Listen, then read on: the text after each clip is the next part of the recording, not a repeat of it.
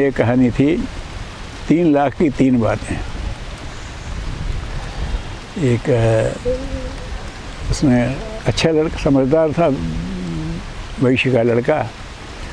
उसने कहा, बोले आप मुझे दे दो, मैं कहीं और जा कर के व्यवसाय करूँगा। तो उस समय जब 2-2, 5-5 रुपए की, उसे 3 लाख रुपए दे दिए कि जाओ। तो वहाँ से चला, मेधा भी था। अब रास्ते में उसने देखा कि एक जगह उन्होंने कहा यहाँ पर ज्ञान बिकता है। क्या? बोले क्या? बोले हाँ, हमारी एक एक बात की 1-1 लाख रुपए कीमत है, खरीद सकते हो तो बोलो। मैंने कहा चलो देखें। उन्होंने कहा बोले 1 लाख लीजिए, एक बात बताओ। बोले पहली बात ये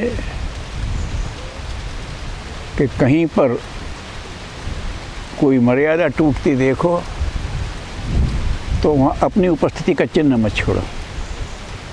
देखा कुछ गलत हो रहा है तो तुम्हारी वहाँ उपस्थिति थी, ये किसी को देख के ना लगे, ऐसा कोई चिन्ह मत छोड़ो। मुझे बात ठीक है यार, 1 लाख की बात थी, चलो।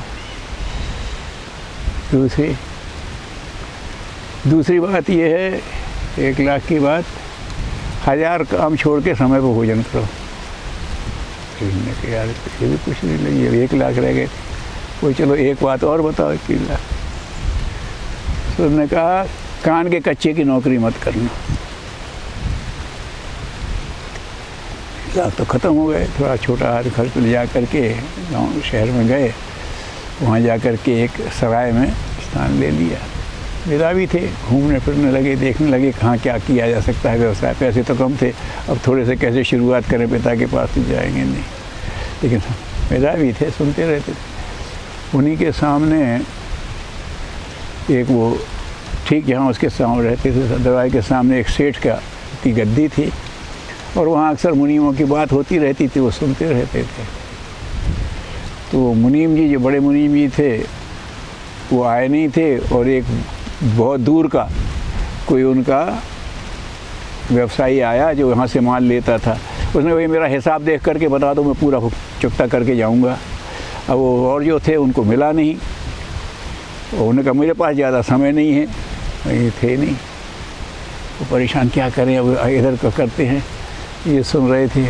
बोले देखो इनका नाम फलाना है ना, उसने बताया था इस नाम का। हाँ, वो हरी भाई में देखो ज़रा। तो हरी भाई में देखा तो उनका नाम मिल गया। उन्हें हाँ हाँ ठीक है, उन्हें पूरा भुगतान कर दिया। तो अब वो नगर सेठ था।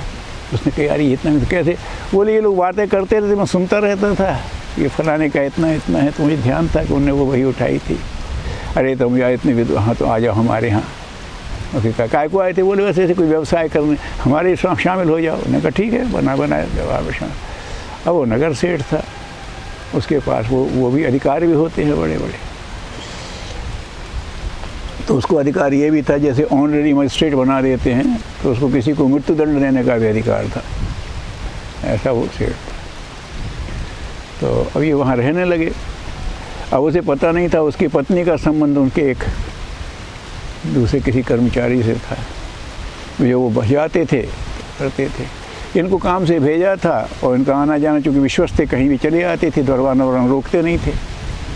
एक दिन ये लौट करके आए, किसी काम से गए, अचानक कुछ किया तो लौट के आए। तो वहाँ देखा कि इनकी पत्नी उस कर्मचारी के साथ सोई, दोनों की नींद लगी हुई थी। तो मुझे आया, मैं तो आया, देख लिया इसका। तो ये देखे तो उन्होंने वहाँ दरवाजे से कहीं देखे नहीं, तो वहाँ उन्हें अपनी चादर डाल दी है, चले गए। अब ये जब उठे तो देखा, अरे ये तो मुनीम जी की चादर है। लगता है मुनीम जी आए थे, उन्हें तो देख लिया होगा। अब तो हमारी शामत आ जाएगी, अगर पता पड़ा तुम्हें भी निकाल दिया जाएगा। उन्होंने बोला मेरे तो मृत्युदंड भी दे सकते हैं। तो उन्होंने कहा कि कुछ करो खेल। तो उसने कहा ठीक है। तो उसने वो चादर रख ली और सेठ जी आए तो कहा साहब हम अकेले थे और आपके ये मुनीम जी आए, उनने मुझसे छेड़छाड़ की। मैंने उनकी चादर पकड़ ली तो छोड़ करके चले गए, हल्ला मचाया तो ये चादर छोड़ गए। देखो अब ये प्रमाण उनके लिए बहुत था। भाई चादर तो मुनीम जी की ही है। आए हम बोले वैसे बड़ा सीधा है रे वो साहब, देख रहे हैं कि सीधे है, मैं तो जानती थी।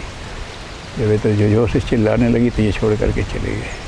और मैं चिल्लाई इसलिए नहीं कि आपकी बदनामी होगी, तो उन्हें लगा ये ठीक है, तो उन्हें और कुछ नहीं कहा कि अब इसको मृत्युदंड देना है। तो उन्होंने उनसे बुलाया और बोले लो वहाँ जो उसके यहाँ भेजा, एक लेटर वहाँ पहुँचा दो। चल दिए। उस लेटर में ये जो व्यक्ति आ रहा है इसका सर काट के मेरे पास भेज दिया जाए। उन्हें दंड का अधिकार था, लेके गए। अब रास्ते में कहीं का उसका था, उन्हीं का भोज चल रहा था एक, उसमें इन्हें भी निमंत्रण था। तो उन्होंने कहा अरे भोजन कर जाओ, भोजन कर जाओ। अरे नहीं, वो ज़रूरी काम लेके जा रहा हूँ। वहाँ पर वो उनका कारिंदा वो भी था। अरे बोले महाराज आप भोजन कर लो, ये मैं पहुँचा देता हूँ, प्रकृति करने आया है। उन्होंने कहा ठीक है, सीधे जाना। बोले बिल्कुल बिल्कुल सीधे जाऊँगा। ये भोजन को उन्हें याद आ गई उसकी बात के, समय पर हजार काम छोड़ करके समय पर भोजन करें। उतर गए, उसे दे दिया, ठीक है काम भी हो रहा है, कर लेंगे। ये भोजन करके निकले, तब तक वहाँ से कोचवान लौटा तो उसका सर लिए हुए थे। बोले क्या है? उन्होंने यही देखा जो चिट्ठी में लिखा था। समझ गए? लाओ, वो ले करके पहुँचे। तुम कैसे जनता? बोले ईश्वर की इच्छा है प्रभु, आपने ये कहा था, आपने मुझ पर शक किया, एक बार मुझसे पूछ तो लेती, इतना सारा कुछ बात है कि क्या करती। ये जो बात कर रहे थे, मुझसे एक गलती तो हो गई कि वो हमारे लेख लाख की एक बात में ये बात ये थी कि जहाँ कुछ गलत देखो वहाँ अपनी उपस्थिति का भान मत होने दो। मैं अपनी चादर उनके बाहर का लोग देखें समझा दूंगा आपको, धीरे से हो जाएगा काम जो होता है। तो मैंने अपनी ये तो गलती मुझसे हो गई, उसका परिणाम मेरे सामने आया, आपने मृत्युदंड दे दिया। लेकिन दूसरे सूत्र ने मुझे बचा लिया, हजार काम छोड़ के समय पर भोजन करो। दूसरे सूत्र ने बचा लिया। बोले तो अब कोई बात नहीं, गलती मेरी है, अब आप हमारा स्थान मत छोड़ो, जिसको दंड मिलना था मिल गया। बोले नहीं, अब दो सूत्र हैं तो तीसरा सूत्र भी करूँगा, कान के कच्चे की नौकरी नहीं करूँगा। आप कान के कच्चे हो, इतना मुझ पर विश्वास करते थे, इतनी बात है कि चर्चा तो करते मुझसे, पूछ तो लेते।